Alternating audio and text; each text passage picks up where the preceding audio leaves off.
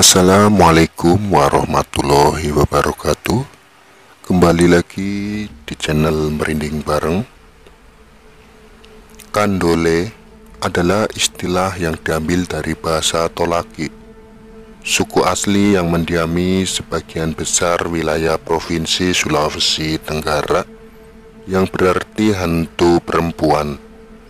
Kandole dapat disamakan dengan kuntilanak di daerah Jawa, serta leak di daerah Bali, dan di Sulawesi Selatan sendiri yang berbatasan langsung dengan Sulawesi Tenggara biasa menyebutnya dengan sebutan popok. Asal muasal munculnya kandole di daerah itu diakibatkan oleh karena banyaknya pembantaian dan penganiayaan terhadap kaum wanita di masa yang lalu, yang mengakibatkan banyaknya kaum wanita yang mati secara mengenaskan, baik itu bunuh diri maupun diperkosa terlebih dahulu kemudian dibunuh. Itulah yang menyebabkan kaum wanita yang terbunuh itu ruhnya menjadi gentayangan dan hanya mengganggu kaum lelaki, seperti yang dijelaskan oleh Haji Yosandi, salah seorang guru sekolah kejurusan yang merupakan penduduk asli setempat. Lain halnya yang didapatkan oleh tim Bugis Pos ketika melakukan penelusuran di daerah Sulawesi Tenggara. Dari hasil penelusuran secara gaib yang cukup mendalam selama beberapa minggu, akhirnya dapat ditemukan fakta bahwa kandole sesungguhnya adalah jenis makhluk halus yang berupa jin perempuan yang mendiami hutan-hutan belantara yang ada di Sulawesi Tenggara. Seperti juga manusia, bangsa jin juga mengenal adanya istilah kelompok atau suku tersendiri. Kandole sendiri merupakan kumpulan jin perempuan yang berdiri sendiri dan tidak berkumpul dengan jin laki-laki seperti suku perempuan yang ada di Sungai Amazon, Brasil. Jadi untuk berkembang biak mereka menculik jin lelaki untuk dijadikan suami. Bila ada jin lelaki yang mereka culik dan dijadikan suami, para jin lelaki itu akan tunduk dan patuh kepada kandole, mengingat para jin lelaki itu berada di daerah kekuasaan jin wanita yang bernama kandole tersebut. Dengan kekuatan kandole di Sulawesi Tenggara ini, maka umumnya jin laki-laki tunduk dan takluk pada mereka. Jangankan jin laki-laki, bahkan manusia berjenis kelamin laki-laki pun sangat mudah dipermainkan oleh kandole. Mereka sangat senang menyerang kelamin laki-laki, dan setiap alat kelamin diserang akan membuat laki yang diserang ini mengalami orgasme. Kandole juga sering dimanfaatkan oleh kalangan paranormal di daerah itu untuk mencelakai seseorang. Apabila ada yang minta bantuan, namun untuk menggunakan jasa kandole dalam mencelakai seseorang yang berkepentingan harus melakukan ritual pernikahan gaib dengan kandole. Dengan pernikahan gaib antara manusia dengan kandole yang banyak berlangsung di daerah tersebut, maka kandole kemudian banyak yang dijadikan istri simpanan bagi kaum laki-laki di Sulawesi Tenggara.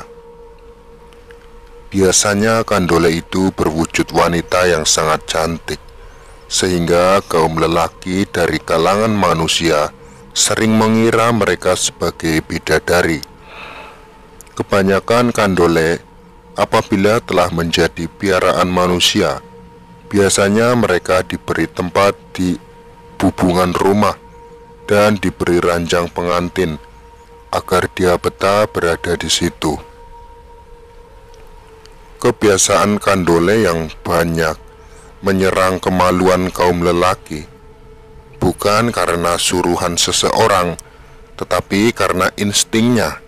Selama jin monoseksual yang memang senang menyerang kelamin pria sebagai permainan, untuk menghindari serangan mereka, maka secara tradisi biasanya orang membawa obor atau lampu apabila keluar rumah pada malam hari.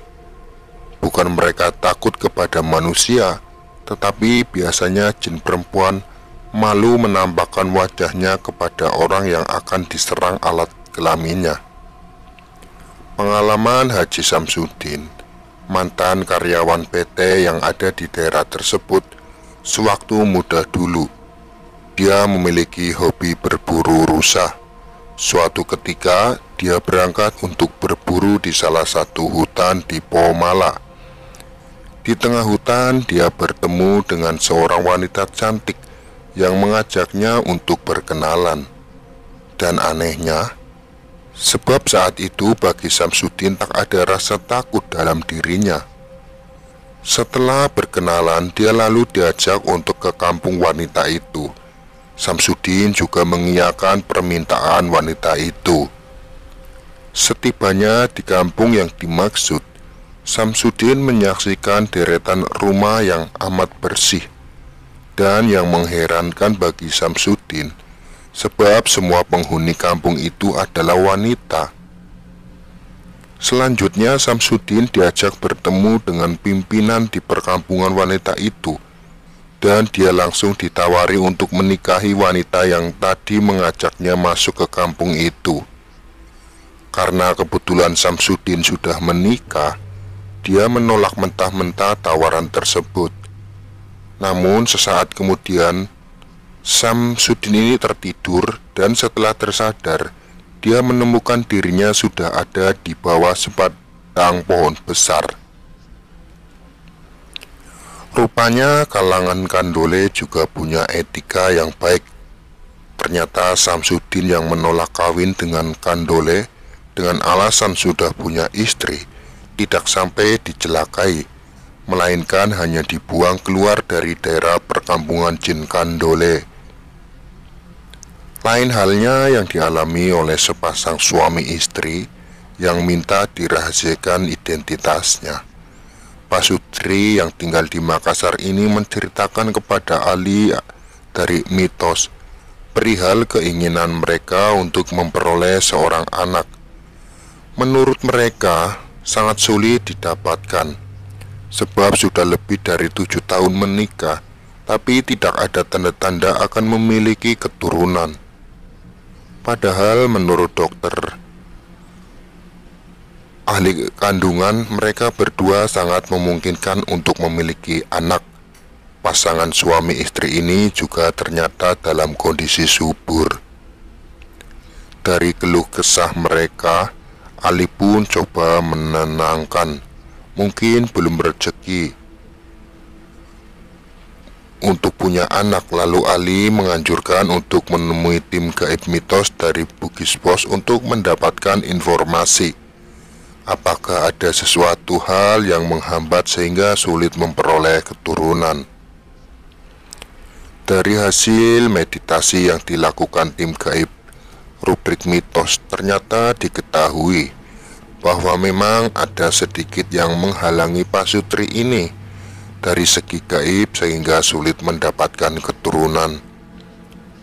Pada tubuh suami dari Pasutri tersebut ternyata tampak sosok perempuan seperti hantu atau setan seperti dalam film berjudul Kuntilanak.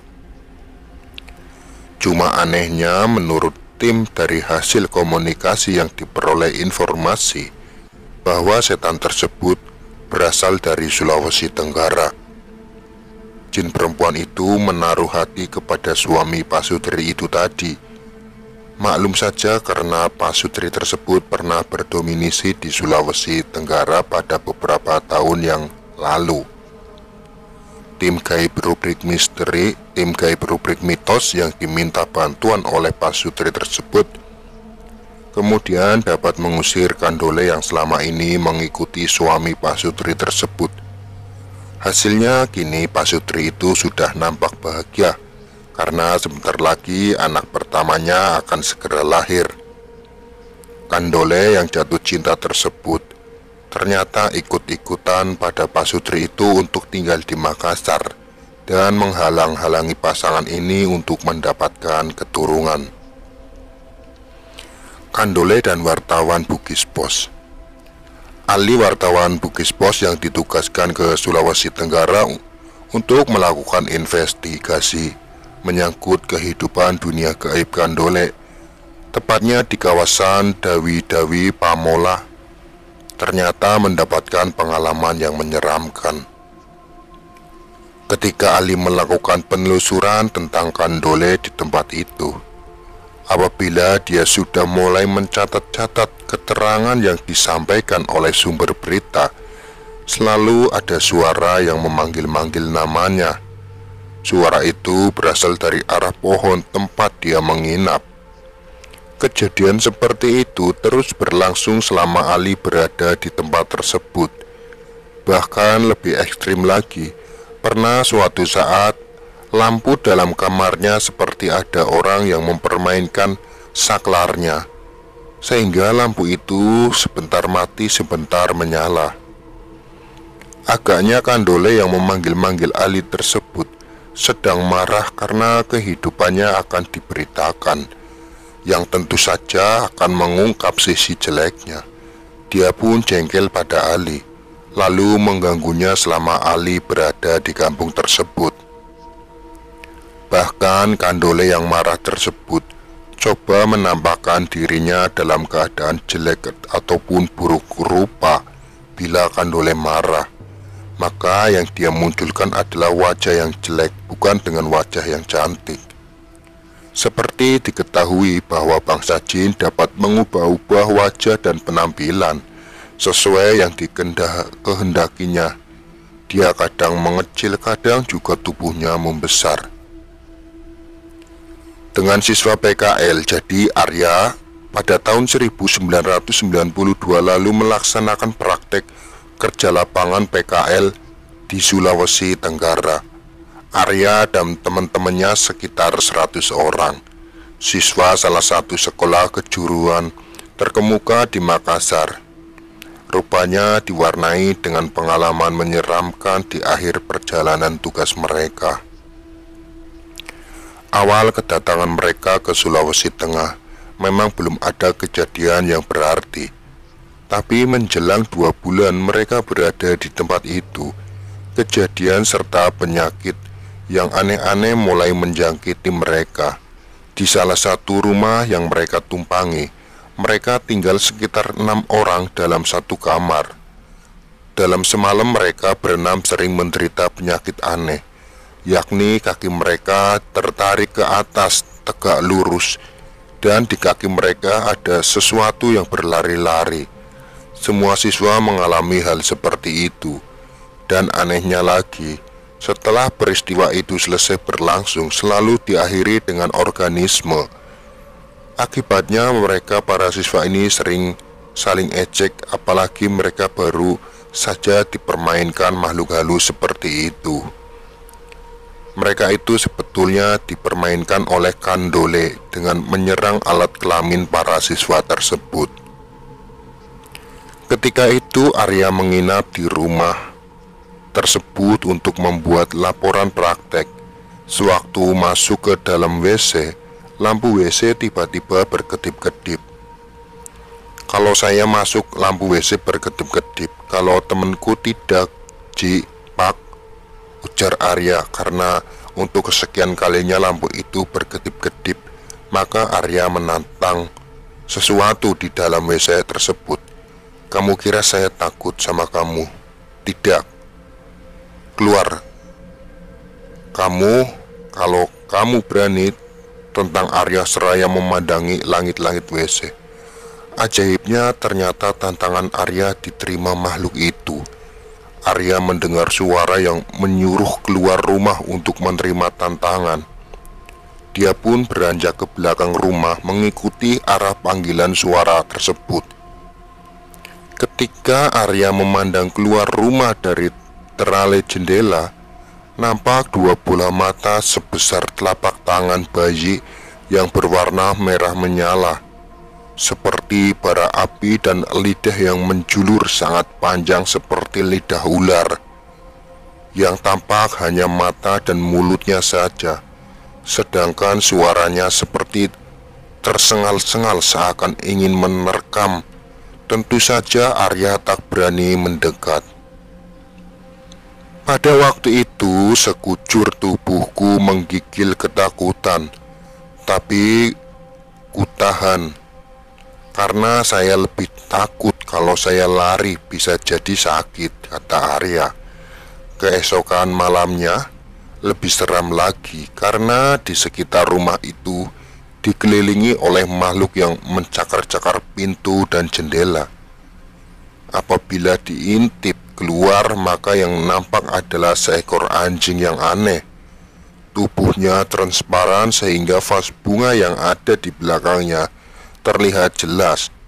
Esok harinya di pintu dan jendela terlihat jelas bekas cakaran di kuseng jendela serta di daun pintu. Cakaran itu sangat tajam memotong-motong kusen jendela dan daun pintu. Kalau hanya seekor anjing itu tidak memungkinkan karena kuku anjing termasuk pendek dan tumpul.